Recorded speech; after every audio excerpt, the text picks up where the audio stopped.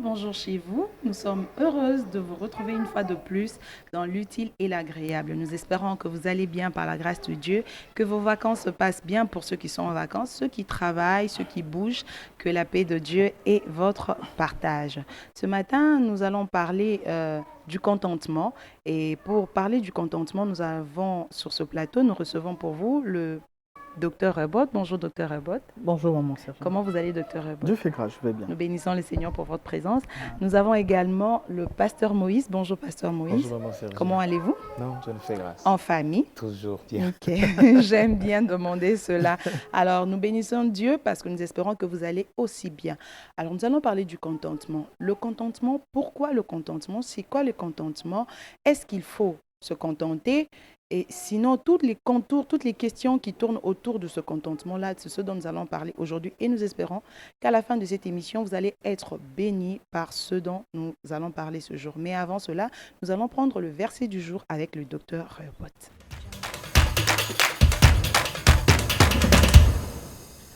Alors, notre verset du jour se situe dans le livre de 1 Timothée, le chapitre 6, le verset 6. La Bible est en train de dire, c'est en effet une grande source de gain que la piété avec le contentement. Cela, c'est dans le verset, la version Louis II. Et j'apprécie particulièrement la version de la Bible expliquée qui dit « Certes, la foi en Dieu est une grande richesse si on se contente de ce que l'on a. » Alors ici, la Bible est en train de dire qu'il y a une grande source de richesse dans la piété. La piété, c'est tout ce que nous faisons pour nous attacher à Dieu. Vous allez voir d'ailleurs d'autres versions parlent de la foi au lieu de parler de la piété. Donc la sanctification, la foi, l'amour pour Dieu, tout ce que l'homme fait pour s'attacher à Dieu, c'est ça que l'on appelle marcher dans la piété. Et la Bible est en train de nous dire qu'il y a une grande richesse dans la piété. Mais généralement, les gens pensent que marcher avec Dieu, c'est pour les pauvres. Et c'est une culture et une mentalité que beaucoup de gens ont. Donc, si je m'attache à Dieu, je ne pourrais pas avoir de l'argent. Heureusement, ces choses ont changé parce qu'on a de plus en plus de personnes qui craignent Dieu et qui sont riches. La Bible nous dit que dans la marche avec Dieu, dans la crainte de Dieu, dans la foi en Dieu, il y a une grande richesse à l'intérieur. Mais la Bible dit, pour pouvoir ressortir toute la richesse qu'il y a dans cette piété-là, il faudrait associer cette piété avec le contentement. Beaucoup de gens n'arrivent pas à sortir toute la richesse qu'il y a dans Dieu parce qu'ils ne savent pas se contenter du rythme de Dieu. Ils ne savent pas se contenter de ce que Dieu donne et de la manière dont Dieu donne. Des fois, les gens en veulent beaucoup plus que ce que Dieu prévoit pour eux. Et pourtant, Dieu qui vous a créé, il sait ce qui est important pour vous. Le Dieu qui vous a emmené sur terre, c'est lui qui a le mode d'emploi de votre vie. Vous voyez, quand on envoie, on vient d'acheter un nouveau matériel, un nouvel appareil, cet appareil vient toujours avec un mode d'emploi. Donc, quand vous montez, vous savez qu'on ne fait pas entrer ce pied avant d'avoir posé la table. Si vous faites entrer le pied avant d'avoir posé la table, vous n'allez pas arriver à monter jusqu'au bout. De la même manière, Dieu sait comment il organise votre vie, il sait comment il ajoute les choses dans votre vie pour que vous ayez la forme qu'il veut pour vous. La Bible dit que nous sommes l'argile et Dieu est le potier. C'est lui qui donne la forme et il sait qu'est-ce qu'il ajoute à quel moment. Donc, beaucoup de gens, parce qu'ils ne savent pas s'attendre à Dieu, ils ne savent pas se laisser conduire par le rythme de Dieu, se laisser conduire par la manière de faire de Dieu, des fois passent à côté de leur bénédiction et passent à côté de la richesse qu'il y a dans l'attachement avec Dieu. La Bible est en train de nous donner cet exemple, par exemple, de Joseph. La Bible est en train de nous dire que Joseph, lorsqu'il était en Égypte, à un moment, lorsqu'il a eu la gestion de la maison de Potiphar, il y avait la femme de Potiphar qui a commencé à le courtiser. Et la Bible dit que Joseph a refusé de sortir avec la femme de Potiphar parce qu'il craignait Dieu. Il craignait Dieu. Il a dit, je ne peux pas le faire parce que si je le fais, je trahirai mon chef qui m'a mis là, mais je trahirai aussi l'Éternel. Vous voyez, des fois, le diable, comme il fonctionne, c'est qu'il vous emmène ce qui vous appartient avant le temps. Lorsque vous ne savez pas vous contenter, vous voulez aller vite, le diable entrera par là des fois pour emmener les choses qui vous appartiennent avant le temps et vous empêcher de toucher à ce que Dieu avait prévu pour vous. Si Joseph avait accepté de sortir avec la femme de Potiphar, il aurait peut-être quelques avantages. Mais Joseph a dit, je ne le ferai pas. Et lorsque vous suivez dans la suite des temps, on montre que lorsque Joseph est allé en prison à cause de sa crainte pour Dieu, il a eu des circonstances qui l'ont emmené jusqu'à devenir Premier ministre en Égypte et il a été même au-dessus de Potiphar. Donc, tout ce que le diable vient vous proposer, il vient vous proposer des choses que vous avez déjà. Joseph avait déjà cette grandeur à l'intérieur de lui. La femme de Potiphar est juste venue avant le temps pour lui proposer ça. Ça ressemble à cette histoire de Jésus dans le désert avec le diable qui vient pour tenter Jésus et il lui propose, si tu te prosternes, je te montrerai tout. Il le fait monter sur une montagne, sur le haut du temple, il lui dit, regarde, si tu te prosternes devant moi, je te donnerai tout ceci. Et pourtant, toutes ces choses appartenaient déjà à Jésus. Mais Jésus avait un rôle à jouer, il avait un but à jouer. La Bible dit, après avoir achevé la mission, la Bible dit que tout genou sont soumis au nom de Jésus. Il a reçu le nom élevé au-dessus de tout nom, de sorte que tout genou fléchisse et toute langue confesse qu'il est Dieu, parce qu'il a accompli ce pourquoi il était envoyé, parce qu'il a marché comme Dieu voulait qu'il marche et il a atteint le but. Tout ce que le diable vient vous proposer avant le temps de Dieu, tout ce que le diable vient vous proposer en dehors de la marche avec Dieu, ce sont des choses que vous avez déjà. Il y a quelqu'un qui disait, si tu es trop tenté par des belles filles, c'est que tu es destiné à avoir une belle fille. J'avais un ami qui me disait ça. Si tu es trop tenté par de belles filles, c'est que certainement, tu es appelé à avoir une belle femme. Donc, généralement, les choses que le diable vient vous proposer avant votre temps, ce sont des choses que vous avez déjà. Mais il vient le proposer et, vous savez, le diable donne avec la main gauche et il reprend avec la main droite. Exactement. Et quand il vous propose comme ça, c'est pour vous détruire et pour vous empêcher de devenir la personne que vous devez être. Donc, il y a une grande richesse dans la piété, dans le fait de marcher avec Dieu, mais seulement si vous acceptez de vous contenter de ce que Dieu vous donne et au rythme que Dieu utilise pour vous le donner. Merci, docteur Bott. C'était là le verset du jour avec le docteur Bott. Le contentement. Nous parlons ici de ce que vous avez déjà. Ce que vous avez déjà, c'est dans le but de vous éviter toutes sortes de jalousie, toutes sortes de regarder au fait ailleurs, que vous puissiez vous réjouir de ce que vous avez. Le contentement, c'est j'ai quelque chose. Parce que quelqu'un, c'est différent ici du manque. On ne parle pas du manque. Le manque, c'est lorsque quelqu'un n'a rien. Mais le contentement, c'est-à-dire vous avez déjà quelque chose. Alors, ce dont nous débattons aujourd'hui, c'est vous dire donc, comment vous devez diriger vos sentiments par rapport à ce que vous avez.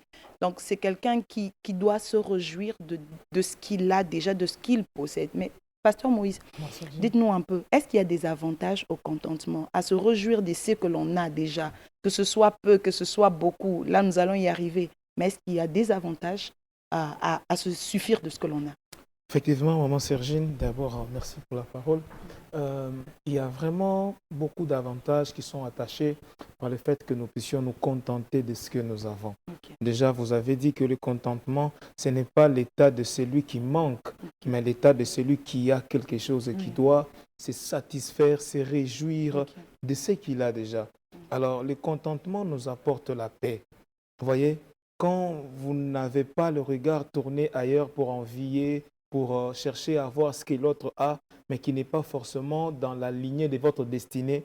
Alors, j'ai la paix de me suffire avec ce que j'ai, de manger ce que je trouve sur ma table, de m'habiller avec ce que j'ai dans ma valise et de me réjouir de ma façon de vivre, en fait. Vous voyez, et j'ai la paix autour de moi.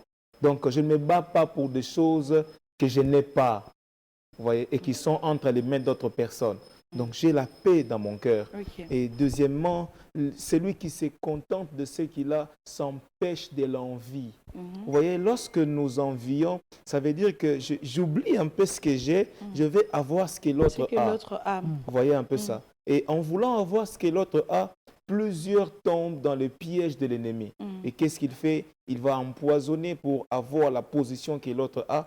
Peu importe la relation qui le lie avec la personne, il va faire tout ce qu'il y a dans son pouvoir pour avoir cela. Et il tombe dans les pièges du diable.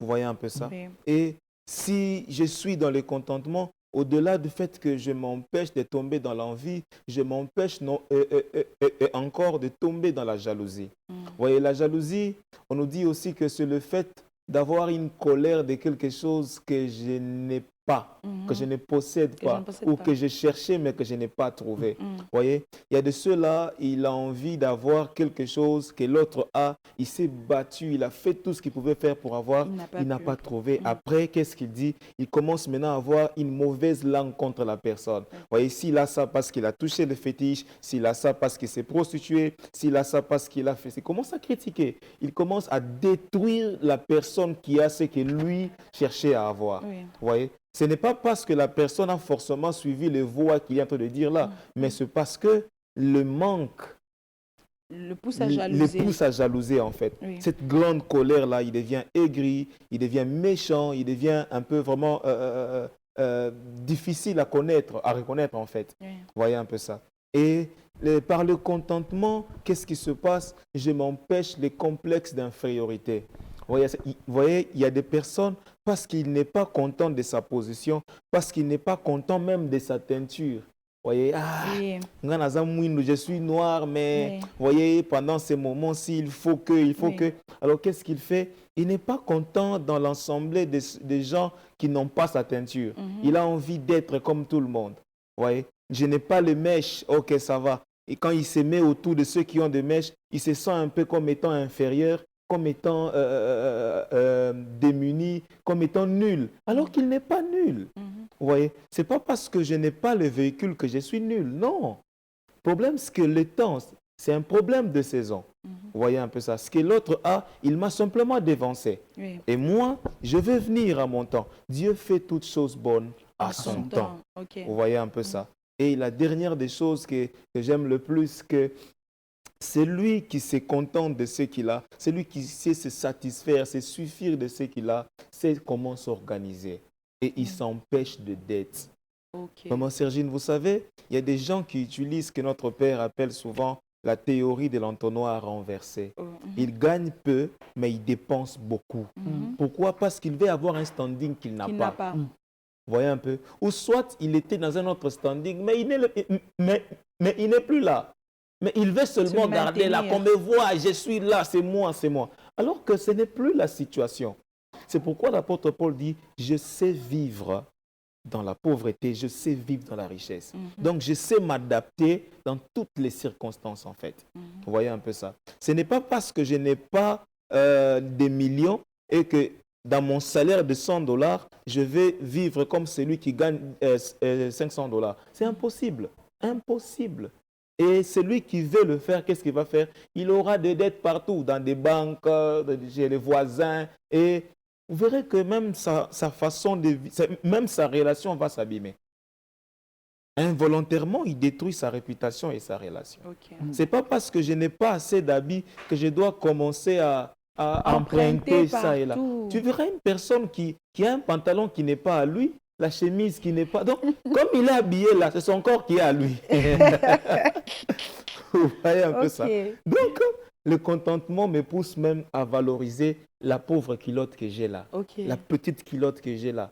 Ce n'est que cette culotte-là, mais je la lave, je la repasse très bien, je la porte. Je suis fier de porter ma culotte. C'est moi qui donne la valeur à ce que j'ai. Vous voyez un peu ça. Donc, en apprenant ces choses, en comprenant cela, on peut vivre dans la paix et être dans le bonheur. Exactement.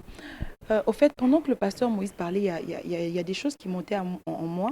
La première des choses que je me dis, si vous êtes appelé à une grande destinée, commençons d'abord par cela. La Bible dit, Dieu a pour nous des projets de bonheur et de paix en vue de nous donner de l'espérance. Au fait, c'est-à-dire, Dieu te réserve des bonnes choses demain. L'espérance, c'est-à-dire que tu puisses te réjouir de ce que tu as en ce moment, parce que demain, comme en lingala on dit, l'obieze nzambi, tu vois. Donc, Dieu a forcément des bonnes choses qu'il nous réserve. Maintenant, imaginez, la deuxième chose, imaginez quelqu'un qui aujourd'hui passe son temps à commander, à demander, à faire ceci. Demain, Dieu t'élève. La personne là te regarde et te dit d'ailleurs, Lélo, comme il en haut, l'obi ozala kiawa, tu empruntais chez tout le monde. Au fait, il n'y aura pas de dignité dans ce que tu seras. Tu ne pourras pas te respecter. Il y aura toujours des gens qui vont te pointer du doigt. D'ailleurs, hier, il a fait ceci. Parce que même si tu travailles chez quelqu'un, tu te respectes dans ton état, dans le peu que tu as. Donc, le contentement a des avantages intéressants, pas seulement pour aujourd'hui, mais aussi pour demain, tu vois. Donc, si tu as su vivre dans le contentement, dans le peu que tu as, tu sauras vivre dans la richesse que tu auras demain et tu pourras être respecté à la fois dans ta pauvreté et même dans ta richesse. Ceux qui travaillent chez les gens, les bonnes, ils volent, tout ça. Demain, tu ne sais pas où est-ce que tu seras. Les jeunes, ils se compromettent dans beaucoup de choses. Docteur Robot, je voudrais vous poser cette question. Quand est-ce qu'on peut se contenter du peu que l'on a? Ah, ok. Merci, maman Sergine, pour la question. Alors, pour répondre à cette question, il faut d'abord être capable de définir c'est quoi le peu. Alors, ce qui peut être peu pour vous peut être le beaucoup de quelqu'un d'autre. Donc, la notion du peu est relative. Et c'est la raison pour laquelle j'aime ce que la Bible est en train de dire dans le livre de 1 Timothée, chapitre 6, que nous avons lu lorsque vous descendez. Paul est en train de dire, si donc nous avons le manger et le boire, cela nous suffit. Le manger plutôt et le vêtement, cela nous suffit. Si nous avons le manger et le vêtement, cela nous suffit. Donc, à un moment, des fois, tout dépend de d'où est concentré nos regards. Beaucoup de gens, ils disent qu'ils ont peu à cause de ce qu'ils voient ailleurs. Et c'est même ça le problème du manque de contentement.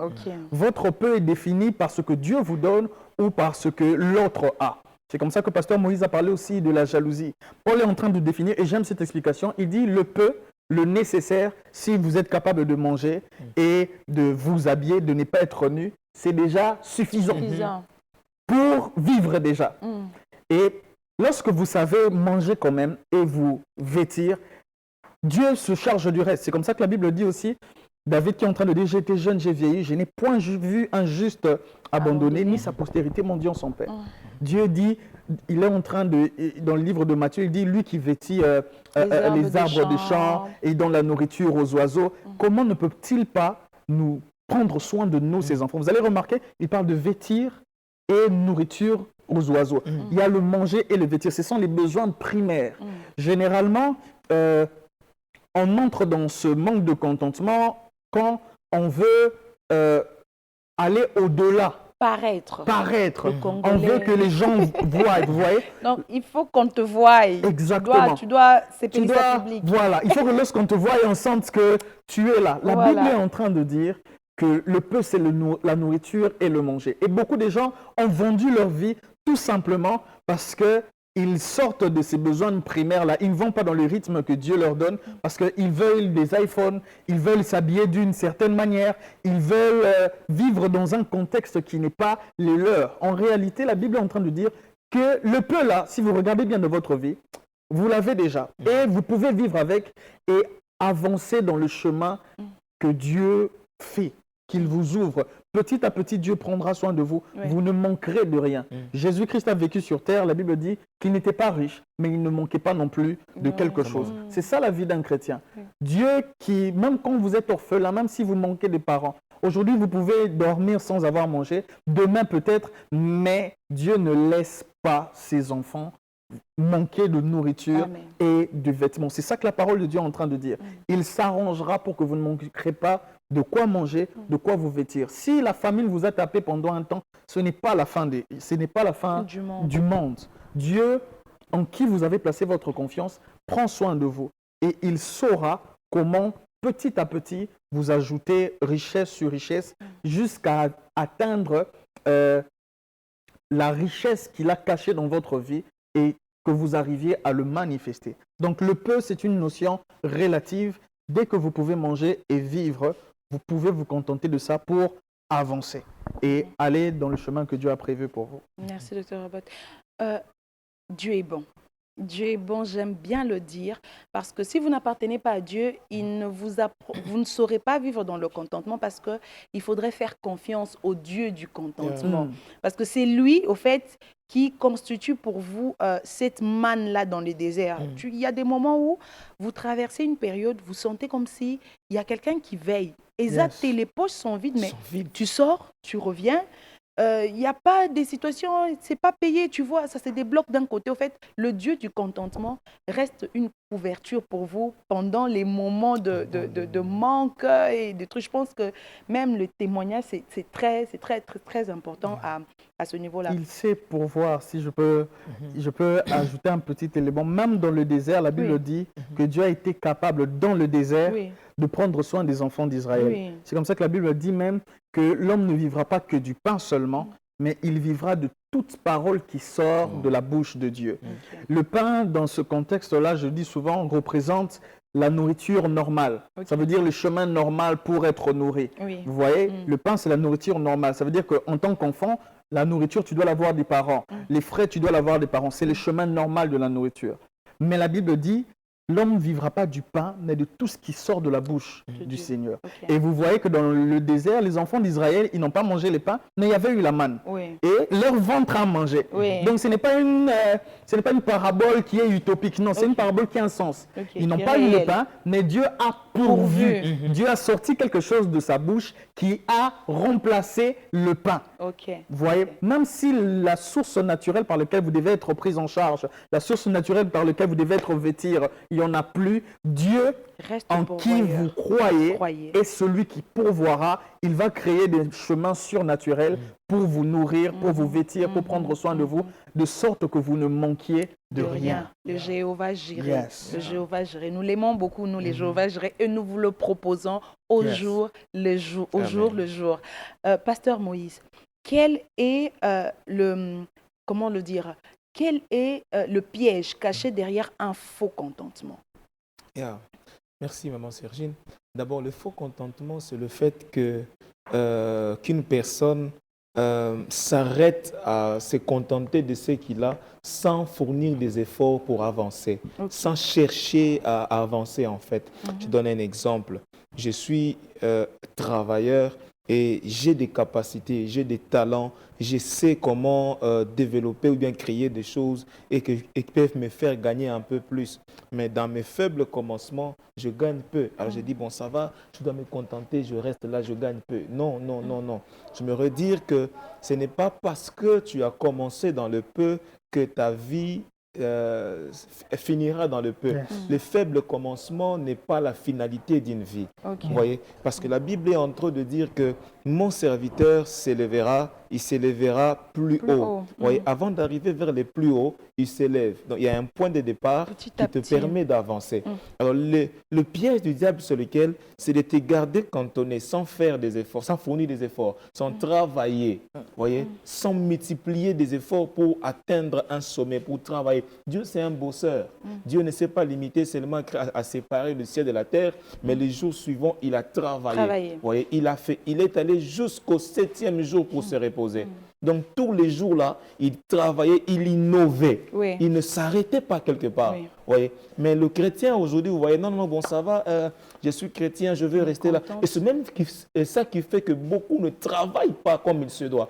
Il va au travail à 10 heures et à 15 heures, il rentre. Il dit, non, non, je ne gagne pas trop. Non, non, voilà, Dieu, la Peut-être conjoncture. 15 heures, Ce n'est- d'autres 12 heures. D'autres papa. 12 heures, il rentre. Vous voyez, ce n'est pas la conjoncture, c'est ces pièges-là du diable dans le cœur de quelqu'un qui l'empêche d'être sérieux avec lui-même, De performer, d'exceller Voilà. pour dépasser tout justement l'état actuel, Voilà. d'avancer. Voilà, maman Sergine, voyez un peu ça. Oui. Et même aussi, non seulement dans le travail, mais aussi se préparer pour que le moment où le travail, où l'opportunité viendra, que tu saches comment bien travailler. Vous voyez, Ok. il y a de ceux-là qui prennent un peu le temps. Bon, c'est le contentement, je n'ai pas encore du travail, je me contente de la maison, je suis la télé, j'ai mon téléphone, j'ai mon WhatsApp, c'est fini. Alors le jour, il y a une opportunité qui arrive, boum, il devient vraiment perdu. perdu. Il ne sait pas qu'est-ce qu'il peut faire. Écoutez, il y a un danger lorsque l'on reçoit une opportunité sans préparation. Tu deviens une bombe à retardement. Vous voyez un peu ça? Tu deviens un danger de mort, une torture pour beaucoup de générations. Ce qui fait que lorsque tu te prépares, quand tu as le temps, ne te contente pas de te reposer. Prépare-toi. Ok. Forme-toi. Aujourd'hui, il y a des formations partout. Forme-toi, équipe-toi pour que le jour où tu seras là, que tu vises la grandeur, que tu atteignes les sommets. Parce que le but de notre Dieu, c'est que nous puissions être élevés. Et d'ailleurs, cette année, à l'église chrétienne, Dieu nous appelle à la gloire. Amen. Et la gloire, c'est une dimension où une personne atteint une renommée grande ou vit de grandes choses de la part du Seigneur. Donc, arrêtons de dormir, arrêtons d'avoir les regards fixés que sur ce que nous avons. Le mal, c'est de travailler en regardant ce que l'autre a. Mais le bien, c'est de travailler en regardant ce que Dieu a mis en moi, ce que je peux faire avec Dieu. Ok. C'est vraiment très bien dit, Pasteur Moïse. Vous savez, je voudrais dire aussi quelque chose en plus de ce que le Pasteur Moïse a dit. Le contentement ici, on ne parle pas que des biens matériels. Hein. Le contentement, ça peut être aussi au niveau physique. Il y a beaucoup de gens qui se négligent, qui disent, voilà, je ne suis pas assez lent, je ne suis pas assez court, je ne suis pas assez bien, lui, il est mieux que moi et tout. Donc, s'aimer tel que Dieu, d'ailleurs Dieu dit, la Bible dit que Dieu a créé des créatures merveilleuses. Donc, peu importe comment tu es, ça crée chez les gens un certain complexe, tu vois, envers les autres. Tu dis d'ailleurs, je ne suis pas jolie, je suis pas... Il y a des gens qui font des dépressions par rapport à ça. Dieu vous a créé parfait. Il n'y a pas quelque chose que Dieu a créé pas bien. Donc, si tu es court, donc, s'aimer tel que Dieu t'a créé. Parce que si on peut performer en matière de travail, si on peut performer aujourd'hui, on avait un niveau de vie sociale basse, demain on augmente, on ne peut pas grandir en taille, par exemple. Même s'il y a des gens qui se tonifient la peau, tout ça pour devenir clair, mais il y a des choses qui ne changent pas. Alors pour ces choses qui ne changent pas, il va falloir se contenter, s'aimer, se valoriser comme Dieu t'a créé, tout en sachant que Dieu nous a créés parfaits. Il n'y a pas une chose, il n'y a pas une personne que Dieu a mal créée. Il y a des accidents de la vie, oui, mais le Seigneur me permet d'en parler. Il faut dépasser ce cap-là. Tu arrives, dans la vie, il t'est arrivé d'avoir un accident, tu perds un membre, un moyen. Alors ne reste pas là. Il y a une situation qui t'arrive, ne reste pas cramponné, figé sur cette situation pour te dire, voilà, je ne veux pas avancer. Donc tu te limites là, tu te lamentes. Non, lève-toi. Dieu t'a donné des possibilités. Il est le Dieu de plusieurs ressources, à part le fait qu'il soit géré. Il reste toujours géré. Donc, lève-toi, avance. Aime-toi tel que tu es. Fais-toi confiance. Fais-toi aimer. Fais-toi désirer. Tu vois, il y a des femmes, la femme de l'autre, là, elle est mieux que moi et tout. Non. Prends soin de toi. Prends le peu que tu as là. Une seule culotte, comme Pasteur Moïse a dit. Je ne sais pas moi, un seul pain, lave ça bien. Tes cheveux là, complexes. Aujourd'hui, on a des complexes avec les jeunes filles qui vendent leur corps pour un téléphone, pour les cabellos. iPhone plus. Oui, les iPhone plus et tout ça, Pasteur Moïse. Au fait, tes cheveux, Dieu nous a donné des cheveux naturels. Ceux qui n'en ont pas, hein, comme on ne va pas le dire, ils peuvent ajouter. Mais tu peux tresser tes cheveux là. Si tu n'as pas d'argent pour acheter des cabellos, tu peux te faire des tresses. Aujourd'hui, il y a des nappies. Donc, vraiment, apprenons à ne pas rester statique, à dépasser, mais aussi à apprécier le don de Dieu dans notre vie. Docteur Robert, je reviens sur vous. Quel est l'impact de bien mal acquis? Ok, merci maman Sergine. Alors, les biens mal acquis sont vraiment le socle du manque de contentement.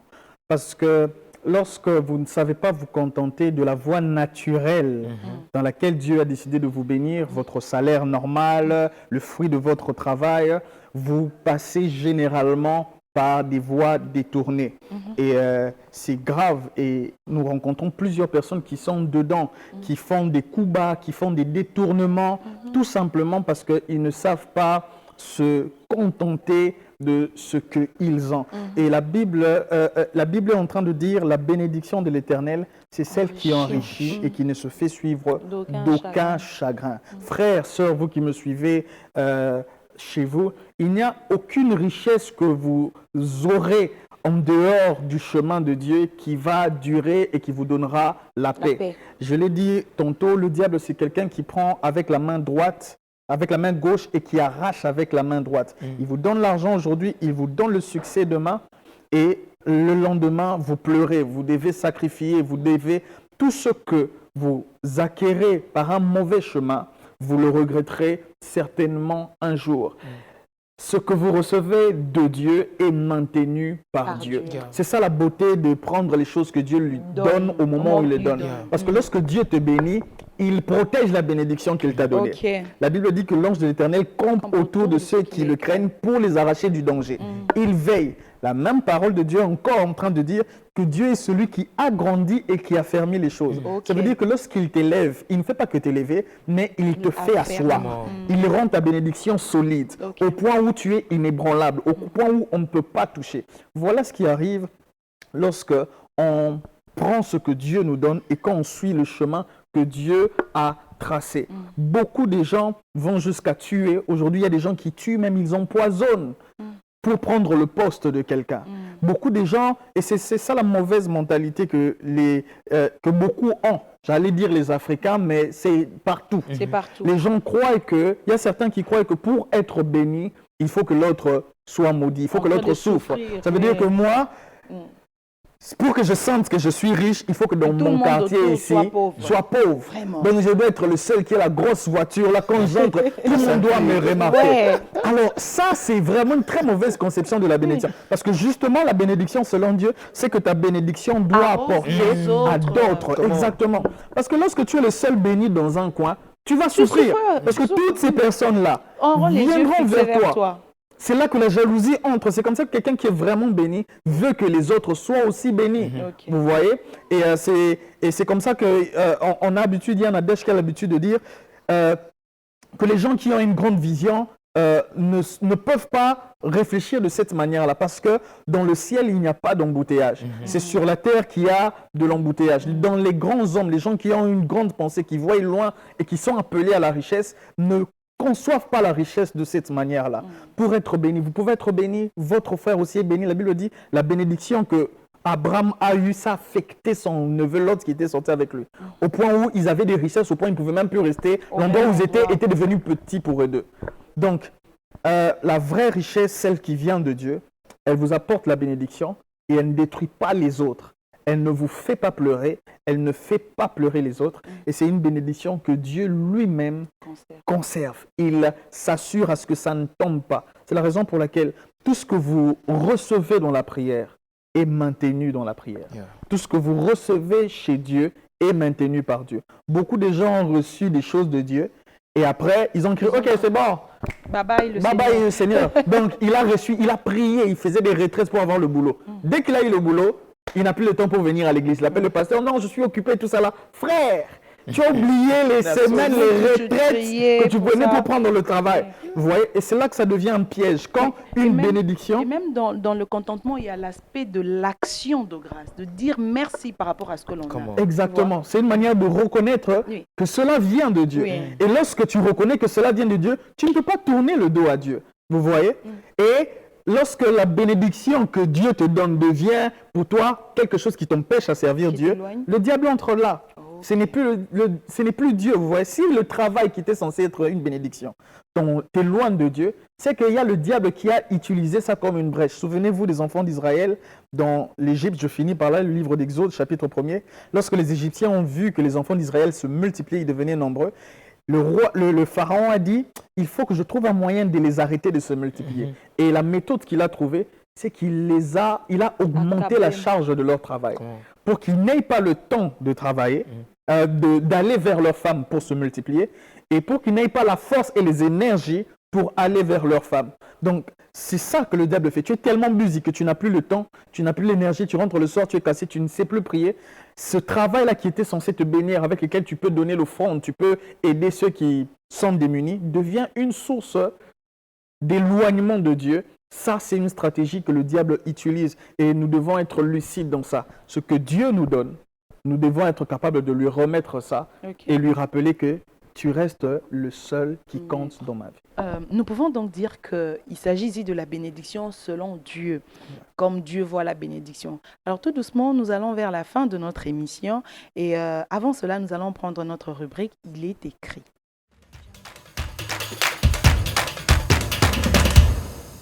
Alors, Il est écrit est un ensemble de dépôts que nous vous proposons, à vous qui nous suivez, qui va dans le sens du thème que nous développons ici. Chaque jour, nous vous proposons des versets qui peuvent vous encourager, qui peuvent vous fortifier par rapport au sujet que nous développons.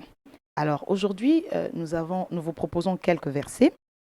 Le premier, c'est le livre de Philippiens 4, 11, il est écrit « Ce n'est pas en vue de mes besoins que je dis cela, car j'ai appris à être content de l'état où je me trouve. » Le deuxième livre, c'est le livre de Psaume 23, le verset 1er. La Bible dit « L'Éternel est mon berger, je ne manquerai de rien. » Le second livre, donc le troisième, c'est Luc 12, 15. La Bible dit « Puis il leur dit, gardez-vous avec soin de toute avarice, car la vie d'un homme ne dépend pas de ses biens, fut-il dans l'abondance. » Il est écrit, le quatrième livre, c'est le livre de Hébreux 13, 5. Il est écrit, ne vous livrez pas à l'amour de l'argent, contentez-vous de ce que vous avez, car Dieu lui-même a dit,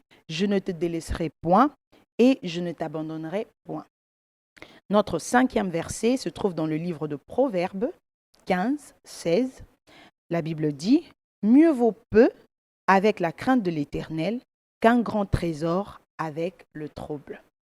J'espère que ces versets vont vous bénir. Pasteur Moïse, Docteur Rebot, est-ce qu'il y a quelque chose que vous pouvez ajouter ou une prière que vous pouvez faire pour quelqu'un qui se sent en ce moment en état de faiblesse, qui n'arrive pas à se contenter de ce qu'il a ou de ce qu'il possède en ce moment? Je vous donne la dernière parole. Pasteur Moïse, on va clôturer par le Docteur Rebot. Merci, Maman Sergine. Il y a un passage qui m'a beaucoup béni dans la vie. C'est dans le livre de Psaume 139. David est en train de dire, je te loue Seigneur de ce que je suis une créature si merveilleuse. Amen. David arrive à bénir Dieu de ce qu'il était. Il bénit Dieu de tout, de sa taille, de sa beauté, des avoirs qu'il avait. Il bénit Dieu pour lui-même. Alors j'aimerais dire à quelqu'un, bénis le Seigneur. Amen. Que tu aies de l'argent, que tu n'aies pas de l'argent, bénis le Seigneur. Que tu sois dans l'abondance ou pas, bénis le Seigneur de ce que tu es. Tu ne sais pas celui qui a, qu'est-ce qu'il a fait, quel est le prix qu'il a payé pour avoir ce qu'il a. Tu risques d'envier quelque chose qui a été obtenu par la mort de quelqu'un d'autre. Et tu vas aussi être conduit à tuer, à sacrifier quelqu'un d'autre pour avoir. Tu ne connais pas la source, bénis le Seigneur. Que tu aies à manger ou que tu n'aies pas à manger, bénis le Seigneur. Le peu que tu as là, dans ce que tu as, et dans ce que tu te trouves, sois capable de rendre grâce à Dieu. De rendre grâce à Dieu par rapport à cela. J'aimerais te dire, mon frère, ma soeur, ne te compromets pas parce que tu as besoin d'avoir ce que tu n'as pas. Ne trahis pas la race des enfants de Dieu. J'aimerais insister pour te dire, ne trahis pas la race des enfants de Dieu. Voyez, dans le psaume 73, Asaph est en train de dire, il dit, quand je vois les méchants, c'est comme si c'était en vain que je lavais mes mains. Pourquoi? Ils sont toujours en bon point. Ils sont toujours en bon point, ils sont bien. Quand je me compare à eux, je me dis, bon, en tout cas, c'est comme si c'était en vain que j'avais mes mains. Mais il dit, si je veux faire comme eux, je trahirai la race des enfants de Dieu. Le contentement te permet non seulement de te satisfaire de ce que tu as, mais à comprendre que tu dois préserver ta race. La race à laquelle tu appartiens est une race noble. La race des enfants de Dieu, tu ne peux pas la perdre au prix d'un bien de ce monde qui va de ce quoi rester sur la terre. Aussi. Voyez un peu, tout passera, mais Dieu ne passera pas. Et la Bible dit, que sert-il à un homme de gagner tous ces mondes s'il perdait son âme? Ton âme est plus importante que tout ce que tu vois autour de toi. Alors, bénis le Seigneur, sois dans la joie. La Bible dit, réjouissez-vous, je vous le répète. Réjouissez-vous dans le Seigneur. On continue dans les Il est écrit. Donc, vous pouvez ajouter, copier, Docteur Rebot. Amen. Alors moi, je vais finir par cette petite histoire que j'ai vue sur les réseaux qui m'avait beaucoup béni. Pour parler du contentement, il y avait un homme qui sortait de sa maison et en sortant, il y avait un homme qui représentait Dieu. Donc, il y avait Dieu. Il y avait un mur qui cachait et il y avait Dieu. Pendant qu'il voulait sortir, Dieu lui dit « Reste là, ne sors pas ». Et il essaie de sortir encore, Dieu lui dit « Reste là, ne sors pas ». Et en réalité, de ce côté du mur, il y avait le diable. Il y avait un homme, au fait, qui attendait avec un gros bâton pour frapper la personne qui sortait. Et cette personne qui disait « Ne sors pas » représente Dieu. Et cette personne qui veut sortir de la maison, ça nous représente nous des fois. Alors, des fois, lorsqu'on veut aller trop vite, et Vous voyez, Dieu nous emmener à son rythme, c'est parce qu'il sait pourquoi il le fait. Dans la notion du contentement, il y a ce que l'on appelle le temps de Dieu. Dieu sait, la Bible dit, Dieu fait chaque chose bonne en son temps.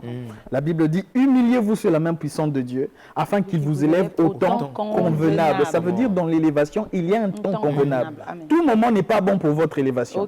Il y a des élévations qui peuvent venir vous détruire. Il y a des élévations, quand vous n'êtes pas préparé à ça, ça peut vous tuer. Il y a des gens qui prient pour les voyages, mais tu ne reçois pas les voyages parce que Dieu sait que si tu pars à Miami, c'est fini. C'est toi qui seras dans toutes les boîtes de nuit. Vous voyez, Dieu a besoin d'abord de préparer ton cœur. Le Dieu qui t'amène à son rythme, c'est qu'est-ce qui est bon pour toi. Des fois, tu as l'impression que c'est désavantageux. Regardez comment Joseph a quitté de la maison de son père. Il est allé prisonnier. Et du prisonnier parce qu'il a craint Dieu. Il est allé en prison. Donc il était serviteur, esclave, mais il est allé en prison. De la prison, c'est là qu'il est monté. Notre père spirituel a toujours l'habitude de dire, l'évêque Léon Doma, il a l'habitude de dire que Dieu, c'est un Dieu qui écrit une ligne droite, mais en utilisant des courbes. Et vous devez être capable d'accepter et de faire confiance au Dieu en qui vous avez cru. Il sait qu'est-ce qui est bon pour vous et il sait à quel moment cela est bon pour vous. Soyez contents de ce que vous êtes. Parce que beaucoup de gens, quand vous n'êtes pas content de ce que vous êtes, c'est ce que vous donnez aux autres. Il y a beaucoup de problèmes dans les relations parce que les gens sont frustrés d'abord eux-mêmes. Vous voyez? Donc des fois, les combats que tu vois des autres, la méchanceté dans le bureau, c'est parce qu'il y a un problème dans leur propre vie. Vous ne pouvez pas aimer les autres si vous n'êtes pas capable de vous aimer vous-même. La Bible est en train de dire, tu aimeras ton prochain comme toi-même. Si tu ne t'aimes pas toi-même, tu ne pourras pas aimer les autres. Si tu n'apprécies pas d'abord ce que Dieu te donne, tu ne pourras pas apprécier ce que Dieu donne à d'autres personnes. Et c'est là la porte de la jalousie. Faites confiance à Dieu, respectez le temps qu'il vous donne et contentez-vous, réjouissez-vous. Quand quelqu'un reçoit quelque chose, bénissez Dieu pour ça. Vous savez, il y a une petite, je finis par là, il y a un petit texte que j'ai vu tout à l'heure dans le statut de quelqu'un. Il a dit, vous voyez la petite voix là? La petite voix là qui a l'habitude de vous rendre triste quand vous voyez que quelqu'un est béni là. C'est ça qu'on appelle la sorcellerie. Vous voyez quand quelqu'un est content, quelqu'un reçoit une bénédiction, vous êtes triste. Ça, c'est ça la sorcellerie justement. Quand quelqu'un est élevé, vous n'êtes pas content. C'est ça la sorcellerie. Arrêtez d'être sorcier. Arrêtez d'être sorcier. Et la meilleure manière de sortir de cette sorcellerie-là, c'est que ayez une attitude d'action de grâce. Quand Dieu bénit les autres, bénissez Dieu pour ce qu'il fait dans leur vie. C'est une manière pour vous d'attirer ça vers vous. Bénissez sincèrement vraiment Dieu. C'est comme ça que la Bible dit, veille sur ton cœur plus que toute autre chose, car c'est de lui que sortent les sources de vie. Veillez à ce que votre cœur soit tourné vers Dieu et lui rendons grâce. Et Dieu vous bénira. Que le Seigneur vous bénisse. Merci, Dr. Bod. Merci, Pasteur Moïse. Nous espérons que le sujet de ce jour vous a énormément béni. Dans l'espoir de vous retrouver très prochainement dans l'utile et l'agréable, restez connectés sur Pareil à l'Aigle Télévision. Shalom chez vous.